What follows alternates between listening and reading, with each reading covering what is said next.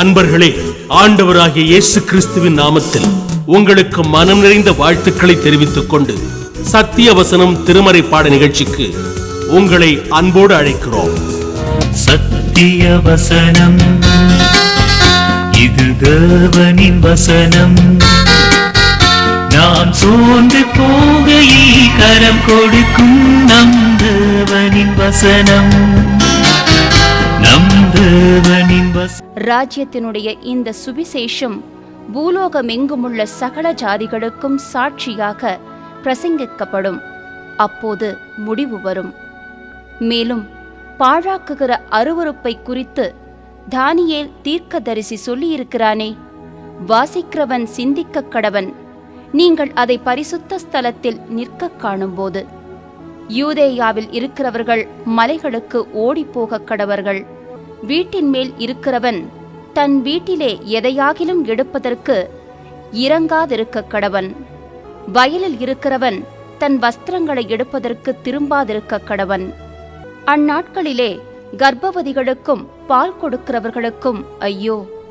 நீங்கள் ஓடிப்போவது மாரி காலத்திலாவது ஓய்வு நாளிலாவது சம்பவியாதபடிக்கு வேண்டிக் கொள்ளுங்கள். ஏனெனில் உலகம் உண்டானது முதல் இதுவரைக்கும் சம்பவித்திராததும் இனிமேலும் சம்பவியாததுமான மிகுந்த உபத்திரவம் அப்பொழுது உண்டாயிருக்கும். அந்நாட்கள் குறைக்கப்படாதிருந்தால் ஒருவனாகிலும் தப்பிப்போவதில்லை. தெரிந்து கொள்ளப்பட்டவர்களின் நிமித்தமோ அந்த நாட்கள் குறைக்கப்படும். அப்பொழுது இதோ கிறிஸ்து இங்கே இருக்கிறார், அதோ அங்கே இருக்கிறார் என்று எவனாகிலும் சொன்னால் நம்பாதேயுங்கள். ஏனெனில் கள்ள கிறிஸ்துக்களும் கள்ள தீர்க்கதரிசிகளும் எழும்பி கூடுமானால் தெரிந்து கொள்ளப்பட்டவர்களையும் வஞ்சிக்கத்தக்கதாக பெரிய அடையாளங்களையும் அற்புதங்களையும் செய்வார்கள். இதோ முன்னதாக உங்களுக்கு அறிவித்திருக்கிறேன். ஆகையால் அதோ வனாந்தரத்தில் இருக்கிறார் என்று சொல்வார்களானால் புறப்படாதிருங்கள். இதோ அறை வீட்டிற்குள் இருக்கிறார் என்று சொல்வார்களானால் நம்பாதிருங்கள். மின்னல் கிழக்கிலிருந்து தோன்றி மேற்கு வரைக்கும் பிரகாசிக்கிறது போல மனுஷகுமாரனுடைய வருகையும் இருக்கும். பிணம் எங்கேயோ அங்கே கழுகுகள் வந்து கூடும். அந்நாட்களின் உபத்திரவம் முடிந்தவுடனே சூரியன் அந்தகாரப்படும், சந்திரன் ஒளியை கொடாதிருக்கும், நட்சத்திரங்கள் வானத்திலிருந்து விழும், வானத்தின் சத்துவங்கள் அசைக்கப்படும். அப்பொழுது மனுஷகுமாரனுடைய அடையாளம் வானத்தில் காணப்படும். அப்பொழுது மனுஷகுமாரன் வல்லமையோடும் மிகுந்த மகிமையோடும் வானத்தின் மேகங்கள் மேல் வருகிறதை பூமியிலுள்ள சகல கோத்திரத்தாரும் கண்டு புலம்புவார்கள். வலுவாய் தொனிக்கும் எக்காள சத்தத்தோடே அவர் தமது தூதர்களை அனுப்புவார். அவர்கள் அவரால் தெரிந்து கொள்ளப்பட்டவர்களை வானத்தின் ஒரு முனை முதற்கொண்டு மறுமுனை மட்டும் 4 திசைகளிலும் இருந்து கூட்டிச் சேர்ப்பார்கள். அத்தி மரத்தினால் ஒரு ஓமையை கற்றுக்கொள்ளுங்கள். அதிலே இளங்கிளை தோன்றி துளிர் விடும்போது வசந்த காலம் சமீபமாயிற்று என்று அறிவீர்கள். அப்படியே இவைகளையெல்லாம் நீங்கள் காணும்போது அவர் சமீபமாய் வாசல் அருகே வந்திருக்கிறார் என்று அறியுங்கள். இவைகளெல்லாம் சம்பவிக்கும் முன்னே இந்த சந்ததி ஒழிந்து போகாதென்று மெய்யாகவே உங்களுக்கு சொல்லுகிறேன். வானமும் பூமியும் ஒழிந்து போம், என் வார்த்தைகளோ ஒழிந்து போவதில்லை. அந்த நாளையும் அந்த நாழிகையையும் என் பிதா ஒருவர் தவிர மற்றொருவனும் அறியான். பரலோகத்தில் உள்ள தூதர்களும் அறியார்கள். நோவாவின் காலத்தில் எப்படி நடந்ததோ அப்படியே மனுஷகுமாரன் வரும் காலத்திலும் நடக்கும். எப்படியெனில் ஜலப்பிரளயத்துக்கு முன்னான காலத்திலே நோவா பேழைக்குள் பிரவேசிக்கும் நாள் வரைக்கும் ஜனங்கள் புசித்தும் குடித்தும் பெண் கொண்டும் பெண் கொடுத்தும் ஜலப்பிரளயம் வந்து அனைவரையும் வாரிக்கொண்டு போகும் மட்டும் உணராதிருந்தார்கள். அப்படியே மனுஷகுமாரன் வருங்காலத்திலும் நடக்கும். அப்பொழுது 2 பேர் வயலில் இருப்பார்கள். ஒருவன் ஏற்றுக்கொள்ளப்படுவான், ஒருவன் கைவிடப்படுவான். 2 ஸ்திரீகள் ஏந்திரம் அரைத்துக் கொண்டிருப்பார்கள். ஒருத்தி ஏற்றுக்கொள்ளப்படுவாள், ஒருத்தி கைவிடப்படுவாள். உங்கள் ஆண்டவர் இன்ன நாழிகையிலே வருவார் என்று நீங்கள் அறியாதிருக்கிறபடியினால் விழித்திருங்கள். திருடன் இன்ன ஜாமத்தில் வருவான் என்று வீட்டெஜமான் அறிந்திருந்தால் அவன் விழித்திருந்து தன் வீட்டை கண்ணமிட ஒட்டான் என்று அறிவீர்கள். நீங்கள் நினையாத நாழிகையிலே மனுஷகுமாரன் வருவார்.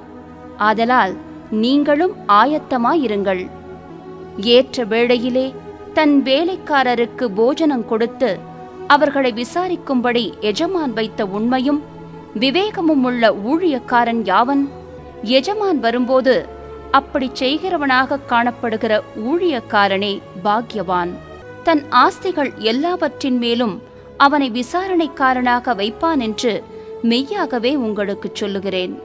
அந்த ஊழியக்காரனோ பொல்லாதவனாயிருந்து என் ஆண்டவன் வர நாள் செல்லும் என்று தன் உள்ளத்திலே சொல்லிக்கொண்டு தன் உடன் வேலைக்காரரை அடிக்கத் தொடங்கி வெறியரோடே புசிக்கவும் குடிக்கவும் தலைப்பட்டால், அந்த ஊழியக்காரன் நினையாத நாளிலும் அறியாத நாழிகையிலும் அவனுடைய எஜமான் வந்து அவனை கடினமாய் தண்டித்து மாயக்காரரோடே அவனுக்கு பங்கை நியமிப்பான். அங்கே அழுகையும் பற்கடிப்பும் உண்டாயிருக்கும். ஆண்டவராகிய இயேசு கிறிஸ்துனுடைய புண்ணிய நாமத்தினாலே சத்தியவசன நிகழ்ச்சியை காண்கிற உங்கள் ஒவ்வொருவரையும் ஆண்டவர் ஆசீர்வதிப்பாராக. நம்முடைய ஆண்டவராகிய இயேசு கிறிஸ்துனுடைய இரண்டாவது வருகையை குறித்து அவருடைய வாக்கியங்களிலிருந்து அவருடைய 4 சுவிசேஷங்கள் வழியாக நாம் இரண்டாவது வருகையை குறித்து நாம் கற்று வருகிறோம். இன்றைக்கு நாம் கற்றுக்கொள்கிற அந்த செய்தியின் தலைப்பு என்னவென்றால், வருகைக்கு நாம் என்ன செய்ய வேண்டும்? வருகை வருவது மிகவும் நிச்சயம். வருகையிலே ஆண்டவர் தம்முடைய ஜனங்களை சேர்க்கவும் நியாய தீர்ப்பு கொடுக்கவும் பலன் கொடுக்கவும் அவர் சீக்கிரமாய் இரண்டாவது முறை வரப்போகிறார். வருவது நிச்சயம். எப்போது வருவார் நமக்கு தெரியாது. ஆனால் நம்முடைய கடமை என்ன? நாம் வருகைக்கென்று ஆயத்தப்பட வேண்டும். இன்றைக்கு வருகைக்கு நாம் செய்ய வேண்டிய சில ஆயத்தங்களை சொல்ல விரும்புகிறேன். ஒன்று, ஆயத்தமாயிருங்கள் என்பதுதான் திருமறையின் போதனையாகும். பிரியமான சகோதரனே, சகோதரியே, ஆண்டோடைய வருகையை குறித்து கேள்விப்பட்டு கொண்டிருக்கிற அல்ல கேட்டுக்கொண்டிருக்கிற உங்கள் வாழ்க்கையில் ஆண்டோடைய வருகைக்கென்று நீங்கள் ஆயத்தமாயிருக்கிறீர்களா? மத்தேயு 24ஆம் அதிகாரம் 14வது வசனத்திலிருந்து 51 வசனங்களை நீங்கள் வாசித்து பாருங்கள். இயேசுவானவர், நீங்கள் நினையாத நாழிகையிலே மனிதகுமாரன் வருவார், ஆதலால் நீங்கள் ஆயத்தமாயிருங்கள் என்று நம்முடைய ஆண்டவராகிய இயேசுவானவர் சொல்லியிருக்கிறார். மத்தேயு 24ஆம் அதிகாரம் 44 இதை சொல்கிறது. இதனை கூறியவர் யார்? நம்முடைய இரட்சகராகிய இயேசுவானவர். ஆயத்தப்படு என்கிற அந்த வினைச்சொல்லானது பல முறை தேவ ஆவியானவரால் திருமறையிலே பயன்படுத்தப்படுகிற ஒரு வார்த்தையாகும். பிரியமானவர்களே, பரலோகத்தை நமக்காக ஆயத்தம் பண்ண சென்ற ஆண்டவர் மறுபடியும் அதிலே கொண்டு வந்து சேர்ப்பதற்காக அவர் திரும்ப வரப்போகிறார். நாம் எண்ணிய நாளிலே, நாம் திட்டமிட்ட நாளிலே ஆண்டவர் வருவதில்லை. ஆண்டவர் எப்போது வருவார்? நினையாத நாளிகையிலே அவர் வருவார் என்று வேதவசனம் சொல்கிறது. திருடன் நினையாத நாளிகையிலே வருவது போல மனிதகுமாரனும் நினையாத நாளிகையிலே வருவார். ஆகவே அவருடைய வருகைக்கென்று நாம் ஆயத்தமாக்கப்பட வேண்டும். மத்திய நற்செய்தி நூல் 24ஆம் அதிகாரம் 44வது வசனத்திலிருந்து 51 வசனங்கள் உள்ள பகுதியை நீங்கள் வாசித்து பாருங்கள். இங்கு நம்முடைய ஆண்டவர் ஒரு ஓமை மூலமாக தம்முடைய வருகையை குறித்து விளக்கி சொல்கிறார். நாம் ஏன் ஆயத்தப்பட வேண்டும் என்று இங்கு விவரிக்கிறார். ஓமை என்பது உண்மைக்கு இணையாக சொல்லப்படுகிற ஒரு செய்தியாகும் அல்லது சம்பவமாகும் என்று சொல்லலாம். பரலோகத்தினுடைய ஆழமான உண்மையை மக்களுக்கு புரிந்து கொள்ளக்கூடிய சின்ன சின்ன கதை போன்ற அந்த தன்மை மூலமாய் ஆண்டவர் சொல்வது ஒரு பழக்கமாகும். ஓமை என்பது கதையல்ல, முழு உண்மைக்கு இணையாக சொல்லப்படுகிற ஒரு செய்தியாகும். ஒரு எஜமான் தமது ஊழியக்காரனிடத்திலே பொறுப்பு என்று கொடுத்து தனது வேலைக்காரர்களுக்கு போஜனம் கொடுத்து அவர்களை விசாரிக்கும்படி வைத்தான். எஜமானால் நியமிக்கப்பட்ட வேலைக்காரனின் பணி என்னவென்றால், தன்னுடைய உடன் வேலைக்காரருக்கு போஜனம் கொடுக்க வேண்டும், அவர்களை விசாரிக்க வேண்டும். விசாரிக்க வேண்டும் என்றால் நிர்வாகம் பண்ண வேண்டும். கண்காணிக்க வேண்டும் என்று பொருளாகும். அவன் எவ்வளவுக்களவு இந்த ஊழியக்காரன் இந்த பணியை உண்மையாய் செய்கிறானோ அந்தந்த அளவுக்கு அவனை கனம் பண்ணப்படுவான் எஜமானாலே. ஆனால் இந்த பணியை இவன் உண்மையாய் செய்தானா என்பதை நான் சொல்ல விரும்புகிறேன். இந்த கண்காணிப்பை பெற்றவன் உண்மையாக செய்தால் அவன் பாக்கியவானாக காணப்படுவான். பாக்கியவான் என்றால் என்ன? ஆசீர்வதிக்கப்பட்டவன் என்று பொருளாகும். எஜமான் வரும்போது அப்படி காண்கிறவனாக காணப்படுகிறவன் பாக்கியவான்கள், அல்லது அப்படிப்பட்ட ஊழியர்கள் பாக்கியவான்கள் என்று நம்முடைய ஆண்டவராகிய இயேசு சொல்லியிருக்கிறார். ஆனால் இப்படிப்பட்ட மனிதனை அந்த எஜமான் தன் ஆஸ்திகள் எல்லாவற்றின் மேலும் அவனை விசாரணைக்காரனாக அவனை நியமிப்பான் என்பது மிகவும் நிச்சயமாக காணப்படுகிறது. எஜமானின் எதிர்பார்ப்பு என்ன?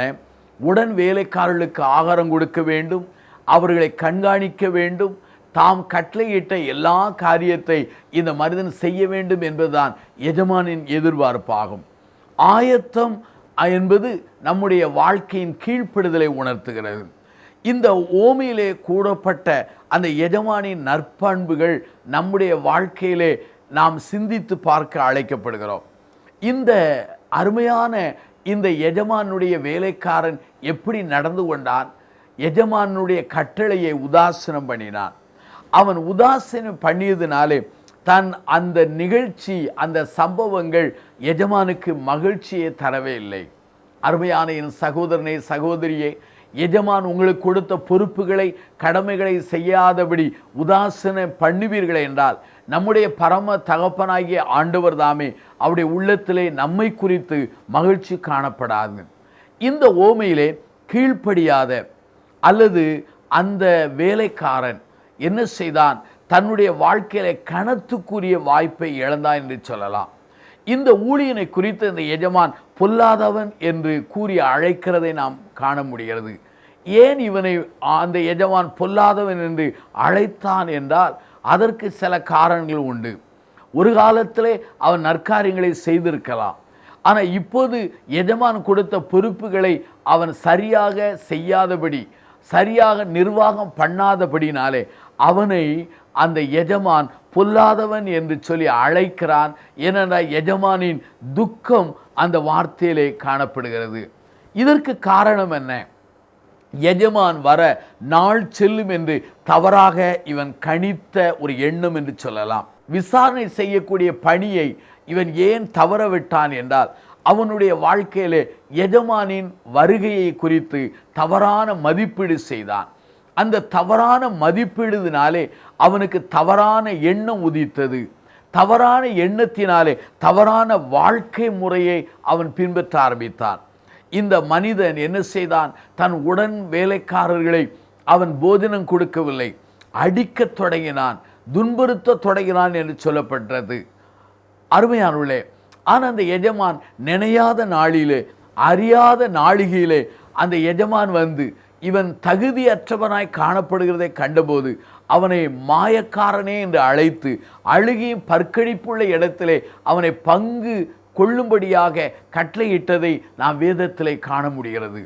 அருமையானவர்களே, இந்த பொல்லாத வேலைக்காரன் செய்த ஒரே ஒரு நிலைப்பாடு என்ன? எஜமான் வர காலம் பிந்தும் என்கிற அந்த எண்ணம் தான். இந்த செய்தியை கேட்டுக்கொண்டிருக்கிற என் சகோதரனே, சகோதரியே, உங்கள் வாழ்க்கையில் கூட ஆண்டவர் வருவது இன்னும் பிந்தும், ஆண்டவர் வருகை இன்னும் காலம் பிந்தலாம் என்று சொல்லி ஏனோ தானோ என்று எண்ணுவீர்கள் என்று சொன்னால் உங்கள் வாழ்க்கையின் அந்த தவறான எண்ணமே, தவறான மதிப்பீடே உங்கள் வாழ்க்கை முறைமைகளை மாற்றுகிறது, உங்கள் நடவடிக்கைகளை மாற்றி திருப்பி விடுகிறது, உங்கள் அர்ப்பணத்தை அனல் இல்லாததாக மாற்றி விடுகிறது அல்லவா? ஆகவேதான் இயேசு வருவது நிச்சயம், ஆனால் அவர் வருகிற காலம் பிந்தும் என்று எண்ணாதிருங்கள். அவருடைய வருகை எப்போது என்று நமக்கு தெரியாது. எந்த சமயத்திலும் அது வரலாம், எந்த சூழ்நிலையிலும் வரலாம். ஆகவே வருகைக்கென்று நாம் ஆயத்தப்பட வேண்டுமே தவிர அந்த காலத்தை பிந்தி வருவார் என்று ஒருவேளை ஏனோ தானோ என்று வாழ்வது நல்லதல்ல. அநேகர் என்ன செய்கிறார்கள்? காலத்தை பிந்தி வரும் என்று எண்ணி தவறாக எண்ணி விடுகிறார்கள். ஆனால் சிலரோ ஆண்டவர் சீக்கிரமாய் இன்றைக்கே வந்து விடுவார் என்று எண்ணி என்ன செய்கிறார்கள்? தங்கள் செய்ய வேண்டிய கடமைகளை, தங்கள் வாழ்க்கையில நிறைவேற்ற வேண்டிய பொறுப்புகளை, தங்கள் வாழ்க்கையில செய்ய வேண்டிய சில அன்றாட காரியங்களை அவர்கள் அதை மறந்து அவர்கள் வாழுகிற இன்னொரு வகை கூட்டங்களை நாம் பார்க்கிறோம். ரெண்டு எக்ஸ்ட்ரீம் பீப்புள், அதாவது ரெண்டு உச்சக்கட்ட மக்களை பார்க்கிறோம். ஒரு மக்கள் ஆண்டவர் வருவது இன்னும் காலம் பிந்தும் என்று சொல்கிறார்கள். இன்னும் ஒரு சில மக்கள் ஆண்டவர் இன்றைக்கே வந்து விடுவார் என்று சொல்லி தன்னுடைய குடும்பத்தை குறித்து, தன் தனிப்பட்ட வாழ்க்கை குறித்து, தன் அன்றாட பொறுப்புகளை குறித்து, தன் கடமைகளை குறித்து அவர்கள் மறந்து நிர்விசாரமாக ஒருவேளை வாழ்ந்து கொண்டிருக்கிற நிலையும் நாம் இன்றைக்கு பார்க்கிறோம். ஆண்டவர் எப்போதும் வரலாம், எந்த சூழ்நிலையில் வருவார். அவர் வருகிற வரையிலும் நம்முடைய பணியை நாம் செய்ய அழைக்கப்படுகிறோம். ஆகவே தான் நம்முடைய ஆண்டவர் சொன்னார், மனிதகுமாரன் வருகிற நாளிகை தெரியாததினாலே நாம் விழித்திருக்க வேண்டும் என்று ஆண்டவர் அழகாக சொன்னார். ஆகவே விழித்திருங்கள் என்கிற ஒரு வார்த்தை மிக முக்கியமானது. ஆயத்தம், விழித்திரு என்கிற வார்த்தைகள் மிக வித்தியாசமாயிருந்தாலும் ஒன்றோடு ஒன்று தொடர்புள்ள வார்த்தைகள் தான். ஆயத்தமாய் இருக்கிறவன் விழித்திருப்பான், விழித்து இருக்கிற ஒரு நிலைப்பாடு உள்ளவன் ஆயத்தமாயிருப்பான். அருமையான என் சகோதரனே, சகோதரியே, உங்களுடைய வாழ்க்கையில ஆண்டவருடைய வருகைக்கென்று ஆயத்தமாய் இருக்கிறீர்களா? விழிப்போடு இருக்கிறீர்களா? மத்தேயு 25ஆம் அதிகாரம் 1-13 வசனங்களிலே 10 கன்னிகளை குறித்த காரியங்கள் சொல்லப்பட்டிருக்கிறது. அதற்கு பின்னாலே தாலந்துகளை பெற்ற மனிதனை குறித்த நிலை சொல்லப்பட்டிருக்கிறது. எஜமானை குறித்த நிலைகளெல்லாம் சொல்லப்பட்டிருக்கிறது. 10 கன்னிகளுடைய ஓமையிலே 5 பேர் புத்தி உள்ளவர்கள், 5 பேர் புத்தி இல்லாதவர்கள். ஆனால் 10 பேருமே கன்னி பெண்கள். 10 பேருடைய நோக்கம் ஒரே நோக்கம். எஜமான் அல்லது மணவாளன் வருவார், அவரோடு சேர்ந்து கல்யாண வீட்டிலே பிரவேசிக்க வேண்டும் என்கிற ஒரே நோக்கத்தோடு 10 பேரும் காத்திருந்தார்கள். 10 பேருடைய தரமும் கன்னி பெண்கள். ஆனால் 10 பேருடைய நோக்கங்களும் ஒரே நோக்கங்கள் தான். 10 பேரும் நித்திரை செய்தார்கள். எஜமான் வர அல்லது மணவாளன் வர பிந்தியதினாலே அவர்கள் நித்திரை செய்தார்கள். வேத வசனம் அங்கு தெளிவாய் சொல்கிறது, அங்கு மணவாளன் வருகிறார், எதிர்கொண்டு போங்கள் என்று சொல்லப்பட்டது. புத்தி உள்ளவர்கள் தங்கள் விளக்கை அவர்கள் கொளுத்த ஆரம்பித்தார்கள். அதை எரிந்து பிரகாசிக்க தொடங்கியது. ஏனென்றால் புத்தி உள்ளவர்கள் விளக்கு வைத்திருந்தார்கள், தங்கள் செலவுக்கு தேவையான எண்ணெய் வைத்திருந்தார்கள். ஆனால் புத்தி இல்லாதவர்கள் விளக்கு வைத்திருந்தார்கள், தேவையான எண்ணெய் வைக்கவில்லை, ஆயத்தப்படவில்லை. ஆகவே என்ன நடந்தது?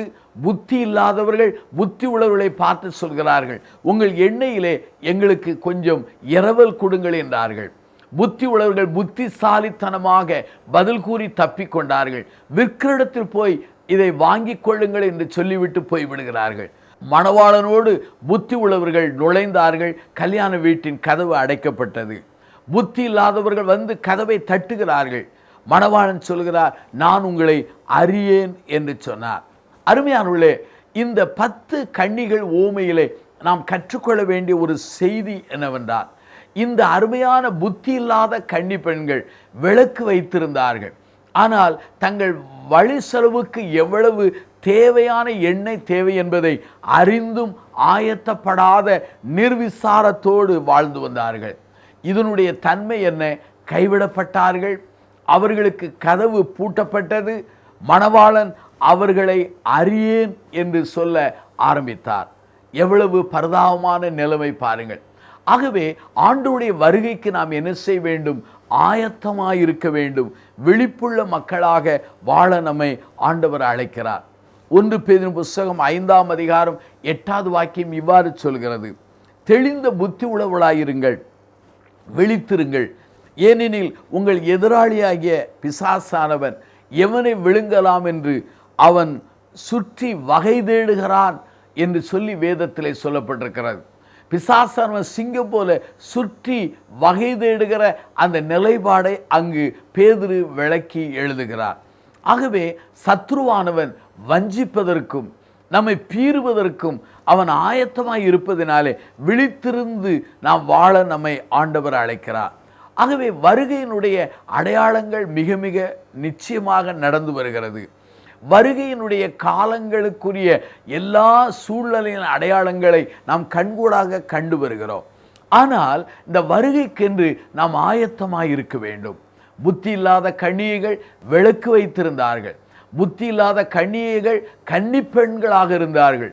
புத்தி இல்லாத கன்னிகைகள் மணவாளனோடு கல்யாண வீட்டிலே போக வேண்டும் என்கிற ஒரே நோக்கத்தில் இருந்தார்கள். ஆனால் மணவாளன் வர பிந்திய போது புத்தி உள்ளவர்களோடு சேர்ந்து புத்தியில் தூங்கினார்கள். ஆனால் மணவாளன் வந்தபோது புத்தி உள்ளவருடைய விளக்கு எரிந்தது, பிரகாசிக்க தொடங்கியது. புத்தியிலாருடைய விளக்கு அணைய தொடங்கியது. விளக்கு இருந்தது, நோக்கம் இருந்தது, தரம் இருந்தது, ஆனால் தேவையான எண்ணெய் இல்லை. ஆனால் பலர் இந்த ஓமையை விளக்கும் போது என்ன சொல்வார்கள்? இந்த எண்ணெய் என்பது ஆவியானவர் என்று சொல்வார்கள். ஆவியானவரின் அபிஷேகம் என்று சொல்வார்கள். ஆவியானவருடைய அபிஷேகத்தை பெறவில்லை என்றால் நீ தேவராஜ்யத்துக்குள்ளே நுழைந்து விட முடியாது என்று சொல்லி இந்த கன்னிகளின் ஓமையை குறித்து அவர்கள் பேசுவதுண்டு. நான் ஆவியானவரை நம்புகிறேன், ஆவியானவரின் அபிஷேகத்தை நம்புகிறேன், ஆவியானவருடைய வரங்களை நம்புகிறேன், வல்லமைகளை நம்புகிறேன். ஆனால் இந்த மத்தேயு 25ஆம் அதிகாரம் 1-13 உள்ள இந்த பகுதியிலே எண்ணெய் என்பது ஆவியானவர் அல்ல, எண்ணெய் என்பது அபிஷேகம் அல்ல, எண்ணெய் என்பது ஆவியானவரால் நிரப்பப்படுகிற அந்த நிகழ்வு அல்ல என்பதை நான் அழுத்தமாய் உங்களுக்கு சொல்ல விரும்புகிறேன். ஏனென்றால் ஒரு ஓமைக்கு ஒரே ஒரு நடுமைய கருத்து தான் இருக்கும். இந்த ஓமையினுடைய நடுமைய கருத்து மத்தேயு 25ஆம் அதிகாரம் 1-13 நீங்கள் வாசித்து பாருங்கள்.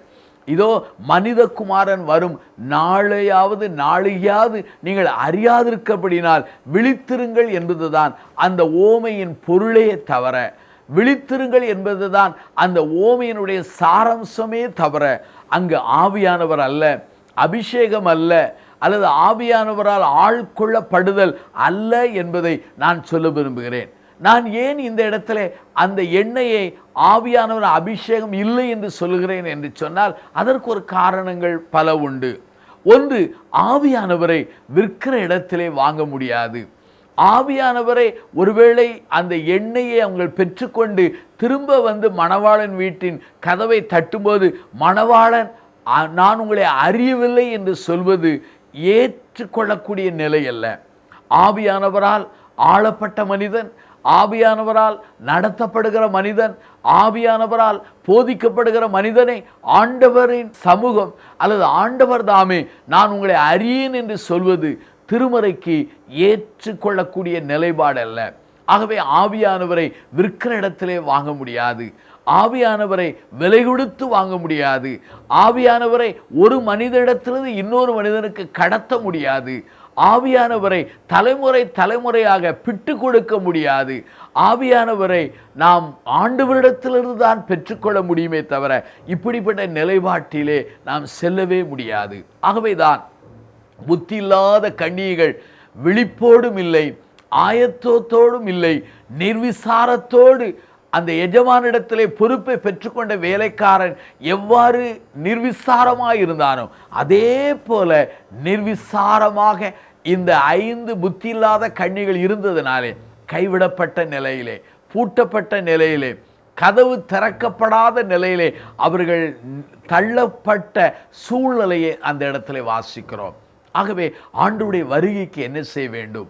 விழித்திருக்க வேண்டும். ஆண்டவருடைய வருகைக்கு என்ன செய்ய வேண்டும்? ஆயத்தமாயிருக்க வேண்டும். ஆண்டவருடைய வருகைக்கு என்ன நாம் செய்ய வேண்டும்? நிர்விசார மனிதனாக மாறிவிடாதபடி மிகுந்த ஜாக்கிரதையோடு நாம் காணப்படுவோமானால் ஆண்டவர் தம்முடைய வருகைக்கு என்னையும் உங்களையும் ஆயத்தப்படுத்துவார். நாம் பிரார்த்தனை செய்வோமா? ஜீவனுள்ள பிதாவே, இந்த நாளுக்காக நாங்கள் நன்றி சொல்கிறோம்.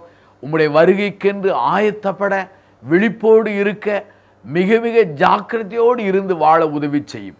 நிர்விசாரத்தை எங்களை விட்டு எடுத்து போடும். எங்கள் பொறுப்புகளை, கடமைகளை உம்முடைய வருகையின் பிரிந்தும் ஒழுங்காக கிரமமாக செல்லும் கிருபையை தாரும். இயேசுவின் நாமத்தில் ஜெபம் செய்கிறோம் ஜீவனுள்ள பிதாவே, ஆமென். இந்த புத்தகம் பற்றிய விபரங்களுக்கு சத்திய வசனம் அலுவலகத்தை தொடர்பு கொள்ளவும்.